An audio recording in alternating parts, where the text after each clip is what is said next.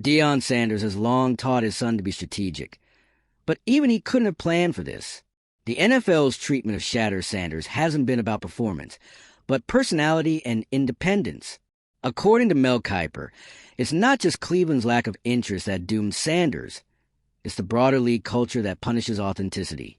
Kiper's attack on Kevin Stefanski isn't personal, it's systemic. He sees a machine that eats quarterbacks alive, particularly those who refuse to play the PR game.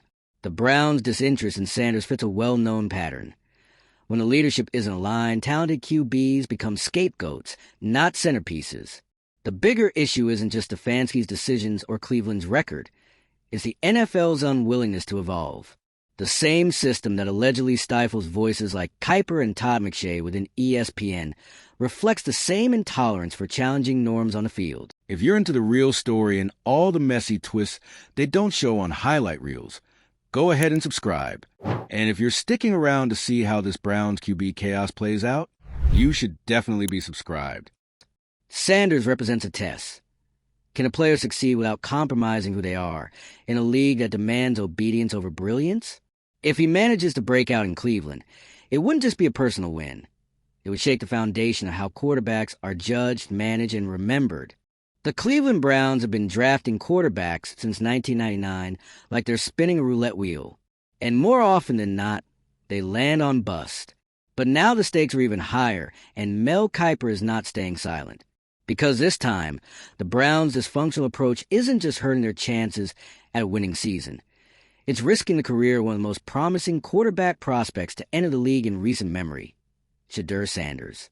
Yes, that's Shedeur Sanders, the one who had NFL executives, 9 of them, ranking him as the top quarterback in his class.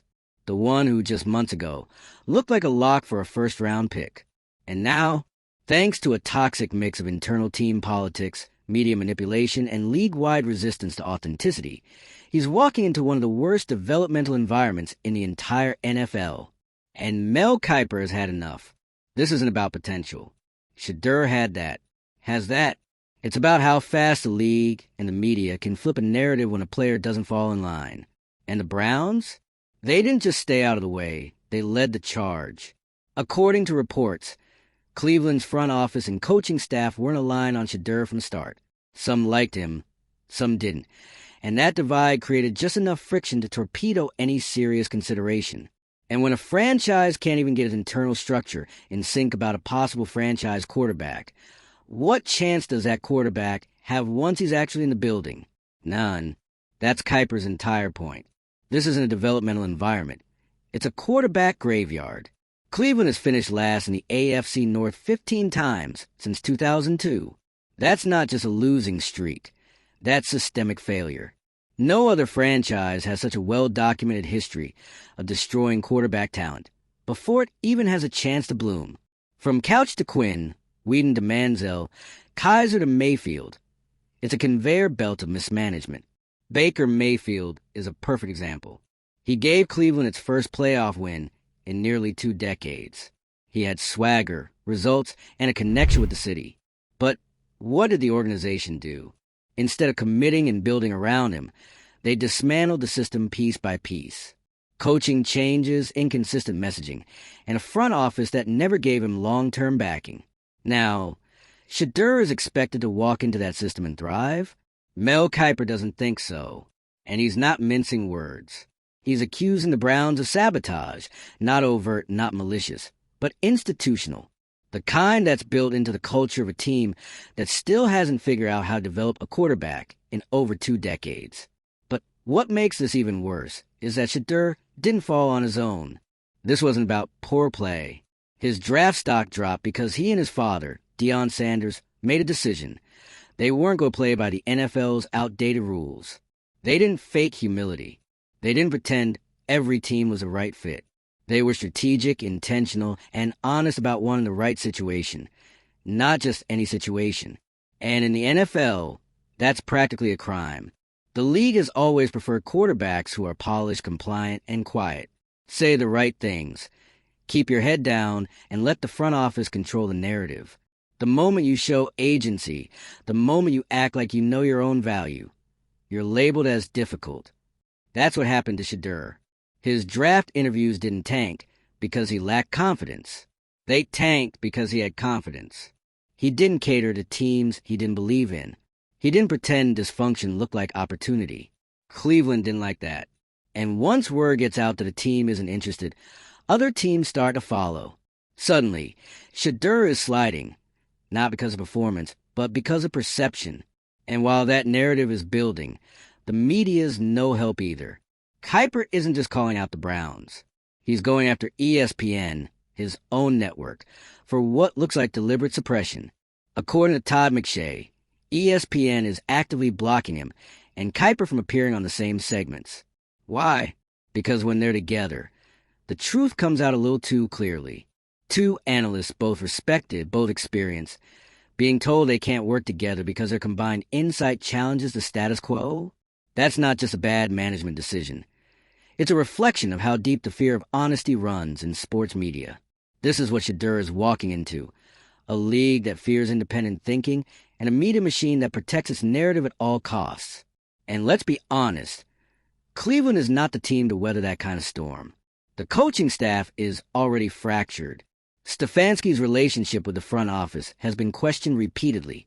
The culture, by all available evidence, is fragile at best. That's not the foundation you need for a rookie quarterback with enormous expectations and an even bigger target on his back. So what now? What does Shedeur Sanders have to do? He has to be perfect. Immediately. Because if there's even a small stumble, the same people who doubted him will say, "We told you so." They won't mention the lack of stability. They won't talk about the internal politics. They'll just chalk up the ego and say, he wasn't NFL ready. That's the trap. That's the machine Mel Kiper is warning us about. But here's what they're forgetting. Shedeur has been under pressure before. At Colorado, he carried a program with a spotlight brighter than most NFL rookies have ever seen. He answered every question. He played through injuries. He kept composure while the media churned out noise every single week. He's been built for this. And if he can survive Cleveland, and that's a huge if, he'll have done more than break the Browns' quarterback curse. He'll have exposed how fragile the system really is, that a player can stand up to it, push back, and still win. He won't just be a success story. He'll be a statement. That's why this story matters. Because it's not just about Shedeur Sanders. It's about how the NFL handles players who challenge the hierarchy. It's about what happens when authenticity meets a system that doesn't know how to process it. It's about whether the league can grow, or if it'll just keep protecting a broken pipeline that punishes players for not playing along. If Shedeur fails, it won't be because he couldn't play. It'll be because the NFL couldn't change. Because Cleveland stayed Cleveland. Because the media doubled down on control instead of truth. But if he succeeds, then maybe we stop accepting this as normal. Maybe we start questioning the way quarterbacks are evaluated. Maybe teams start focusing less on whether a player fits their image and more on whether their franchise is even capable of development. That's the win. Not just a better career for one player, but a better league for the ones who come next. Let us know where you stand. Is Shedeur Sanders walking into a no-win situation, or does he have a shot at rewriting the script? Drop your thoughts in the comments. Like this video if you're tired of watching quarterback careers get sacrificed to bad systems. Share it with someone who still thinks the draft is only about talent. And subscribe for more breakdowns, because if the NFL keeps spinning the same cycle, we'll be right here calling it out. Every time. At some point, you have to stop asking what's wrong with the players and start asking what's wrong with the system. That's the bottom line Mel Kiper was getting at.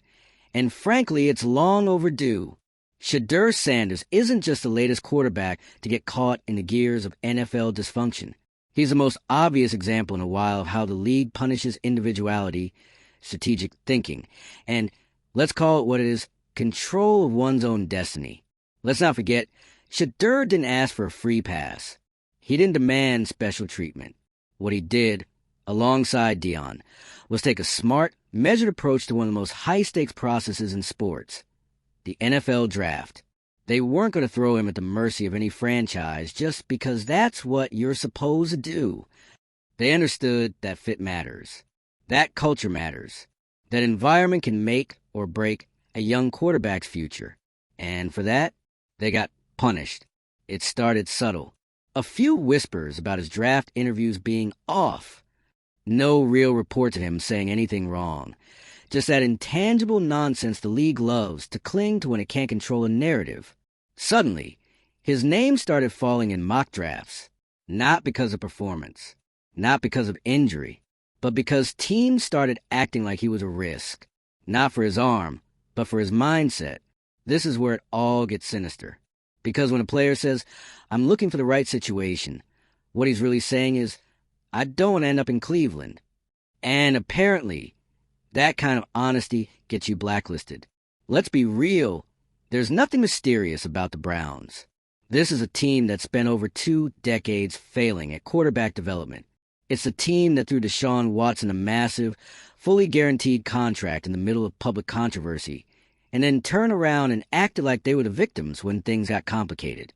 It's the team that built and then demolished every ounce of progress they had with Baker Mayfield. They don't build. They churn. They burn. They waste.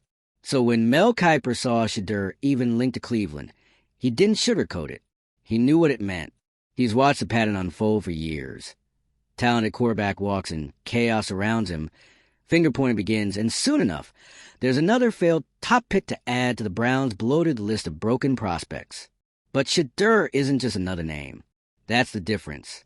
He represents a generation of athletes raised on branding, media savvy, strategic choices, and a complete rejection of the old school, be grateful for whatever team wants you mentality. He's not scared to be vocal. He's not scared to bet on himself. And that's exactly why the league didn't know how to handle him. Because the system is designed to absorb talent and reshape it into what it wants. Quiet, compliant, low profile, plug and play. And if a player comes in with too much self-awareness, too much agency, he becomes a threat. That's what we're watching here. This whole situation with Shedeur isn't about whether he can play. He can. It's about whether a team like Cleveland can actually support a player who doesn't let the system define him. And let's not pretend the issue stops at the team level. ESPN, the media machine that practically is the NFL's PR wing, showed its hand when it started blocking Mel Kiper and Todd McShay from working together. 2 analysts with decades of credibility. 2 names fans want to hear from side by side. And now, kept apart because their combined voices are a little too unfiltered for corporate comfort. McShay flat out said it. They're being shut down. Why? Because they're challenging the narrative. And narratives, especially in a league like this, are fragile. They're carefully constructed. They have to be protected, even if it means hiding the truth from the audience. So when Kiper calls out the Browns, when he calls out the NFL's quarterback culture, when he implies that Shedeur's slide was more about power than performance, he's not just stirring the pot. He's threatening the entire messaging structure that keeps this league running smoothly. But the cracks are showing, because more and more fans are catching on. You don't need to be a scout to know that Shedeur Sanders has the tools to succeed. What you need is the ability to recognize how often this league turns those tools into cautionary tales. This is why Shedeur's story matters, because it's not over yet. And how it unfolds is going to tell us a lot about whether there's any space in the NFL for players who bring more than just raw talent, players who bring vision, strategy, independence. Cleveland, if they want even a shot at flipping this script, would need to finally do something they haven't done in years. Commit. Fully. No hedging bets. No last-minute trades. No passive-aggressive quotes to the media. No panic pivot to another quarterback after 3 bad games. Just a full investment in building around someone instead of preparing to blame them. But we've seen this before. And every time the cracks form early, the communication breaks down. The coaching changes start swirling. And the excuses start piling up before the season even ends. If that happens again, if Shedeur becomes another casualty in this endless quarterback churn, it won't be because he failed. It'll be because he never stood a chance. And you know what? That's on the league. That's on the teams. That's on the media who ran with the ego narrative instead of calling out the dysfunction. That's on the decision-makers who still treat the draft like a personality contest instead of a talent investment. But if Shedeur pulls it off, If he actually thrives despite all of this, then this story becomes something else entirely. It becomes a case study in exactly how much untapped potential has been wasted over the years. It becomes undeniable proof that what a quarterback needs most isn't just talent, but the freedom to be himself in a league that punishes individuality. And it might finally force the NFL to look in the mirror. So here's where we are. A generational talent fell into the league's most dysfunctional franchise. A top quarterback prospect was labeled a risk not because of his game, but because of his choices. And the media, a machine built to analyze and evaluate, chose politics over partnership and silenced the only two analysts who had the guts to tell the truth. And still, Shedeur keeps showing up, still preparing, still locked in, still refusing to let the system define him. The NFL loves a comeback story, but what it loves even more, a fall from grace that it can blame on anything except itself. And that's exactly what Shedeur Sanders is up against right now. Not just pressure from fans or scrutiny from scouts, but a league that has already written a script for him. And it's not one where he gets to be the hero. The most frustrating part? This wasn't how it was supposed to go. Shedeur entered the pre-draft cycle with momentum. His performance was there. His leadership was there. His entire college trajectory pointed to a quarterback who could not only handle the spotlight, but command it. 9 NFL executives reportedly had him ranked as the top quarterback in the draft class. That doesn't just happen because of hype. That happens when the talent is undeniable. But somewhere between January and draft day, the tide shifted, not because of new tape, not because of off-the-field drama, but because Shedeur and Dion didn't do what most prospects are expected to do. Play nice with every team, pretend every franchise is functional, and act like you're just happy to be here. They didn't go that route. They were open about strategy, open about value, open about fit. They knew what too many young players don't. Where you go matters just as much as when you go. And in the eyes of some NFL decision-makers, that kind of awareness is threatening. Because the league doesn't like players who think 2 steps ahead, especially not quarterbacks. They want confidence, sure, but only within the box they built. Step outside of that, they call it arrogance. They call it attitude. They start using words like coachability and maturity as cover. And then they let guys like Kevin Stefanski run with the narrative. This is where things get especially twisted. Cleveland, already notorious for ruining quarterbacks, gets looped into the Shedeur conversation. And suddenly the red flags aren't about the team, but about him. Reports surfaced that Stefanski and the front office weren't aligned on Sanders. Translation? The guy had little to no support before his name was even called. That's not a tough landing spot. That's sabotage. Mel Kiper saw it for what it was, and he let it rip. He's not speculating. He's calling out a pattern, a historical blueprint of dysfunction. Quarterback after quarterback, the Browns have found a way to fumble their careers, not on Sundays, but in meeting rooms, personnel decisions, and coaching hires. And it's not just bad luck. It's baked into the franchise's DNA. Now, Shedeur gets handed the keys to this haunted house, and the league expects him to smile and say, "Thank you." Let's pause here, because this needs to be said. If Shedeur were less poised, less media savvy, or came from a less outspoken family, the league might have treated him better. The quiet, compliant quarterback is the mold, the guy who says the right things, even if the team is an absolute disaster. That's the version the NFL knows how to manage. But when you come with a legacy name, a brand, and the audacity to make smart business decisions about your own future, the system pushes back. It's uncomfortable being told that you might be the problem, that your franchise might not be the safe haven you think it is. And nowhere is that insecurity more obvious than at ESPN. Let's talk about that elephant in the control room. Todd McShay comes out and says he's being blocked from working with Mel Kiper, not because of ratings, not because of viewer feedback, but because the network is afraid of what happens when too much honest analysis hits the air at once. Think about how insane that is. 2 of the most respected draft analysts in the industry, a duo that's built years of credibility with fans. And suddenly, they're being kept apart because their chemistry, and let's be honest, their truth, is too much for the network to handle. That's not just corporate pettiness. That's institutional cowardice. And it reflects the very same system that Shedeur Sanders now has to survive. Because when people like Kiper and McShay can't speak freely, and when players like Sanders are punished for thinking critically about their careers, you're not just dealing with bad luck.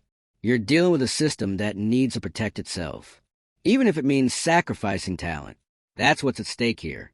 This isn't just about whether Shedeur can throw a 25-yard out route. It's about whether the league can stomach a quarterback who doesn't ask permission to lead. It's about whether a franchise like Cleveland can actually support a player instead of slowly eroding his confidence through miscommunication and politics.